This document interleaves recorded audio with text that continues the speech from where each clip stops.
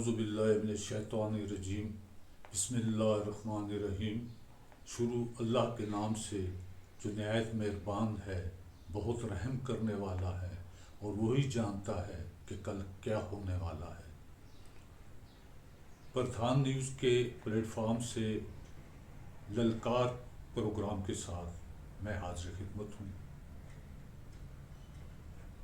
और एक मरतबा फिर आपको इस्लामाबाद की कदीम और तवील तारीख रखने वाली हाउसिंग सोसाइटी गोरी टाउन के बारे में बात करने आया। गोरी टाउन कदीम भी है, इसकी तारीख तवील भी है, लेकिन साथ साथ ये बहुत अज़ियतनाक भी है कि इस गोरी टाउन के अंदर जो मुतासरीन के साथ, जो ज़मींदारों के साथ हालात हुए, वो ऐसे हैं कि जिसको देखकर आप भी, मैं भी, तमाम लोग ये सोचने पे मजबूर हो जाते हैं कि या अल्लाह, इस दौर में ऐसे लोग जो कि मजलूमों को मार मार के उनको नचोड़ कर अपनी तिजोरियां भर रहे हैं, उनका यौम हिसाब कब आएगा। जैसा कि मैंने पहले भी आपसे कहा था कि गोरी टाउन के अंदर एक वतीरा है इसके मालकान का कि ये टोपियां ज़रूर बदलते हैं।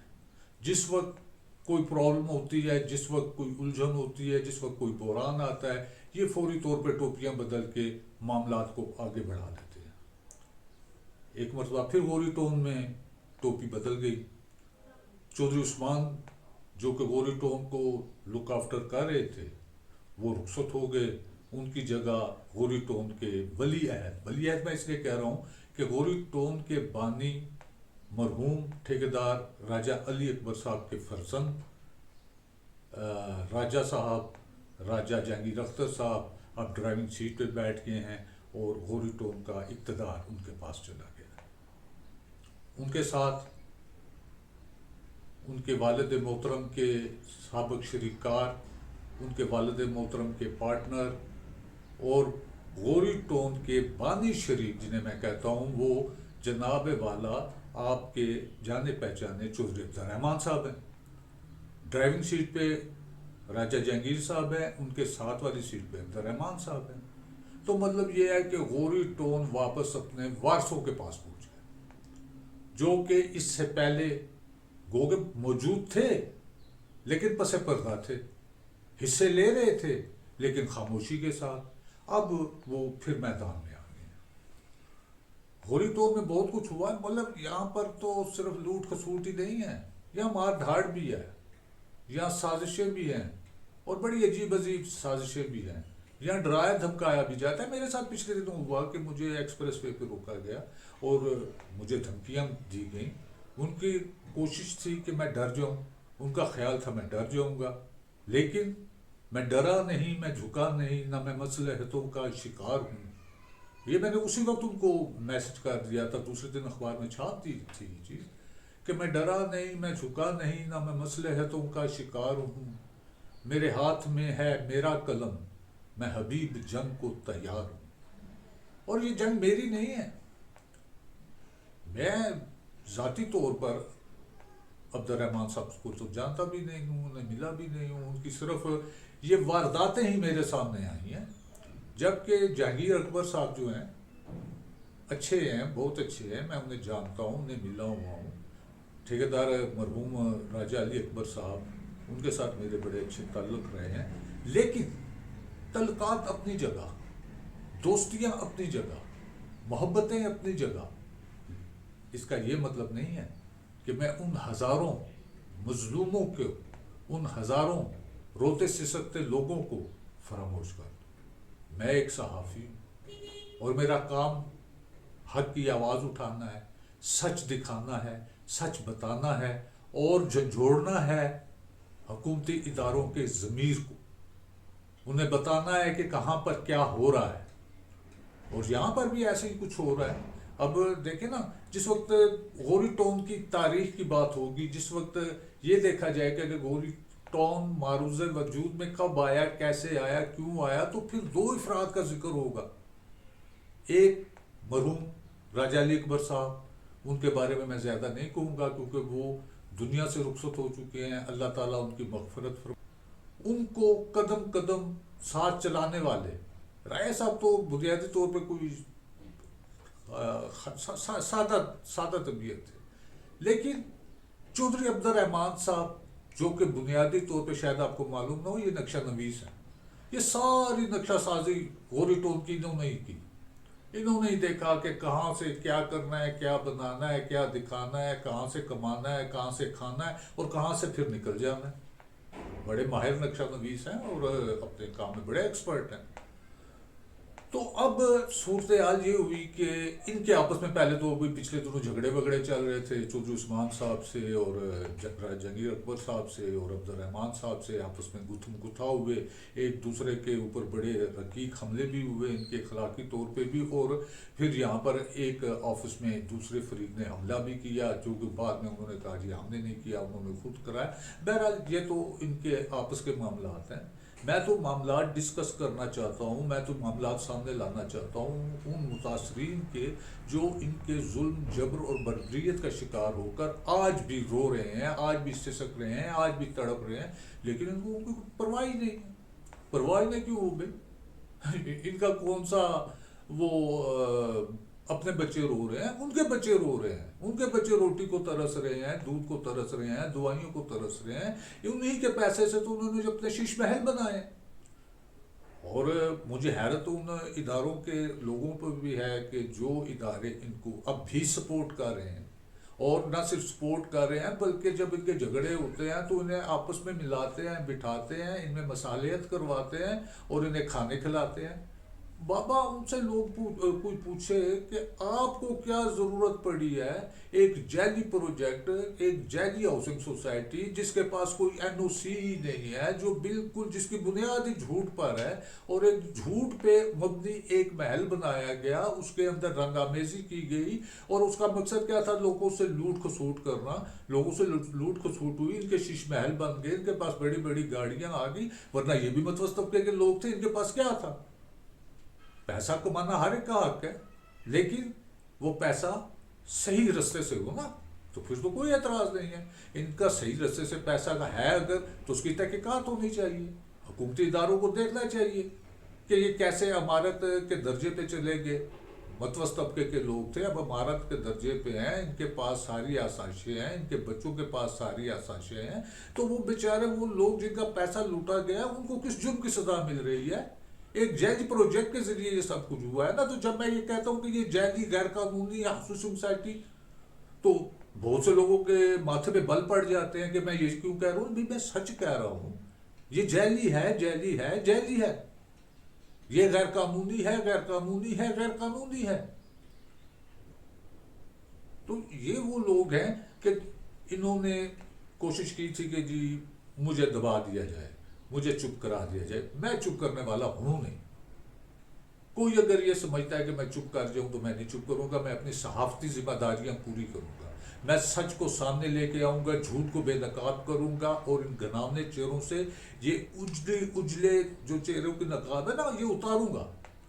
وہ کیا خوب کہا تھا احمد فراز صاحب نے، سوچو تو چھلوٹوں سے بھری ہے تمام روح، دیکھو تو ایک شکن بھی نہیں ہے لباس میں۔ تو یہ بہروپی لوگ ہیں، میں ان کے بہروپ کو بالکل سامنے بے نقاب کروں گا، کیونکہ میں نے عہد کیا، میں نے متاثرین سے وعدہ کیا، میں نے ان کے ساتھ بیٹھ کے یہ عہد کیا کہ میں ان کے حقوق کے لیے جدوجہد کروں گا، اور یہ میرا فرض ہے، میرا اخلاقی فرض بھی ہے، میرا دینی فرض بھی ہے، میرا صحافتی فرض بھی ہے۔ اور اگر یہ چاہے کہ میں اس فرض سے رک جاؤں، میں رکنے والا ہوں نہیں۔ میں ان کو بالکل بے نقاب کروں گا، ذاتی تعلقات اپنی جگہ، ذاتی طور پر رہن سہن، ملنا جلنا، آنا جانا، وہ سب اپنی جگہ، لیکن مظلوموں کے ساتھ زیادتی ہمیں برداشت نہیں ہے۔ مجھے کیا، ہر وہ شخص جو باضمیر ہے وہ یہ برداشت نہیں کرے گا۔ تو متاثرین کی جنگ ہے، میری ذات کی جنگ نہیں ہے۔ میں یہ جنگ لڑوں گا، بھرپور طریقے سے لڑوں گا، ہر فورم پہ لڑوں گا، ہر پلیٹ فارم پہ لڑوں گا، اور جگہ جگہ آواز بلند کروں گا۔ اگر یہ سمجھتے ہیں، اگر یہ ان کے ذہن میں یہ ہے کہ یہ کھاؤ پیو اڑ جاؤ، کسی کو کسی پتلی گلی سے نکلنے نہیں دیں گے. اور میں تو حیران ہوں اپنے اداروں پر بھی اس حوالے سے بھی کہ کئی دہائیوں سے یہ جعلی ہاؤسنگ سوسائٹی جعل سازی ہو رہی ہے، وہ سو رہے ہیں.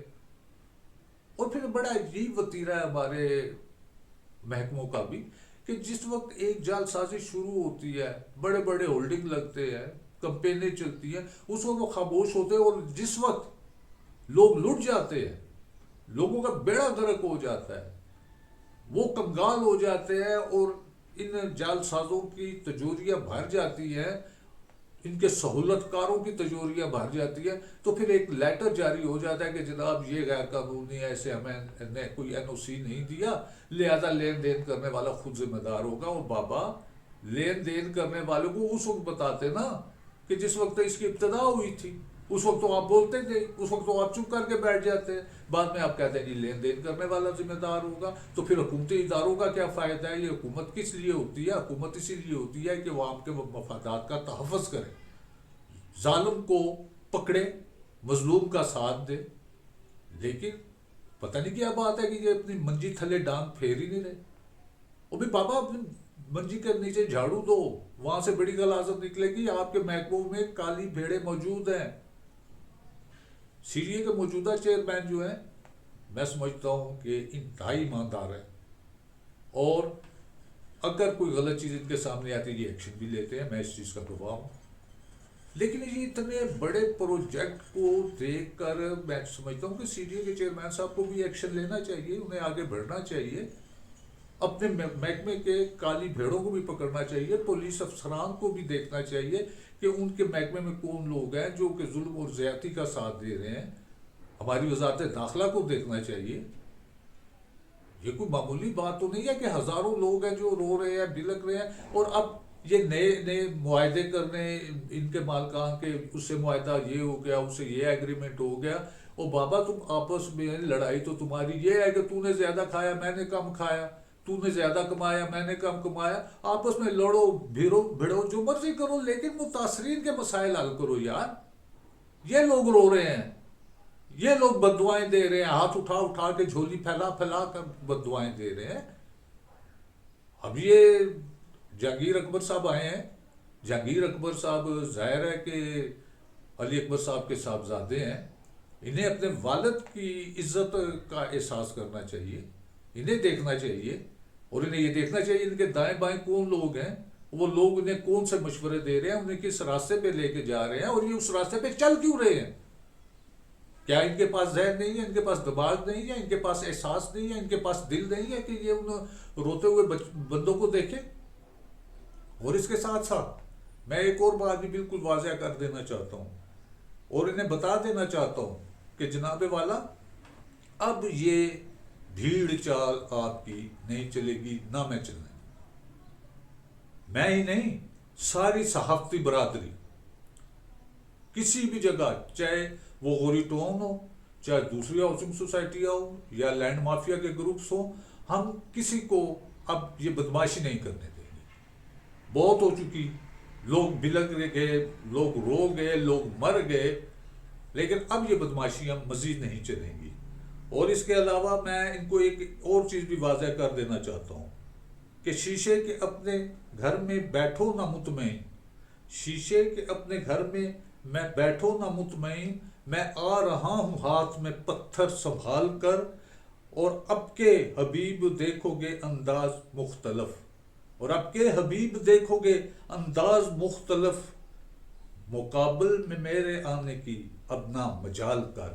اس لیے کوئی بھی بندہ اگر یہ سمجھتا ہے، بہت سے لوگوں نے مجھے روکنے کی کوشش کی، مجھے کہا کہ جناب آپ لینڈ مافیا کو، ہاؤسنگ سوسائٹی والوں کو، غوری ٹون کو، دوسروں آپ چھوڑ دو. لیکن میں نے انہیں یہی جواب دیا ہے کہ میں اس رستے پہ چلوں گا، چلتا رہوں گا.